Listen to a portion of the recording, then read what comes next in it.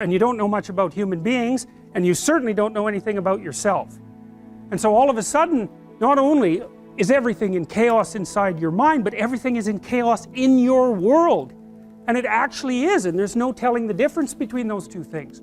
You know, and so then you're just shattered. And so then you go talk to a therapist for like 2 years, and you think, what happened? What was the reality? And the reality is, because who knows what the reality was, like, but as far as you're concerned, the reality is, I better represent this properly in my head. I better figure out who I was, who that person was, what we did together, and what it meant, because I do not want this to happen again. And so you're healed when you get to the point where you've grasped the bloody moral of the story. What went wrong? And how can I not have that happen again? Because that's the purpose of learning, right? That's the purpose of memory. It's to prepare you for the future. And so you have to pull out of that massive chaos a functional representation that increases your wisdom, so that you're not this naive target the next time you enter into a relationship.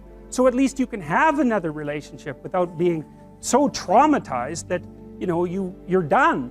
And you know, it can take people years to talk that through, because this landscape of potential opens up when they're betrayed. It's like, well, anything could have been the truth. Well, to sort through that, you have to wander through all that mess, and it's really painful and emotional as well. You have to sort through all that mess to come out with the new you, right? The renewed you. And so, and that's what you are. You're, for whatever that means, you're an entity that both is and is transforming. And there's a rule that goes along with that, by the way, which is don't sacrifice who you could be for who you are. Which means if you have to choose to transform in a positive direction or maintain your current position, then it's better to transform in a positive direction. So you might even think of that as the core of your being. That's a Piagetian idea. It's a Jungian idea as well. Who are you? You're the thing that transforms who you are. Now you're also who you are, but on top of that, you're the thing that transforms who you are. And I do think that that's not an arbitrary statement. You know, one of the things that modern universities do dreadfully now is convince their students that value structures are relative, and that's a big mistake.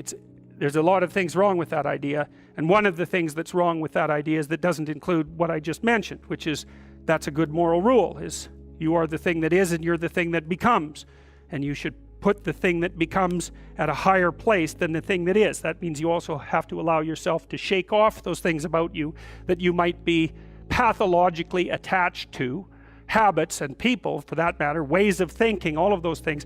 You have to allow yourself to shake those off. You can tell, if you have a memory that's more than 18 months old, approximately, and when you pull that memory up to mind, if you still have an emotional reaction, that means you haven't fully articulated the memory. You haven't analyzed it causally. You haven't freed yourself from its grasp, and you're carrying it like a weight, and your brain responds to that.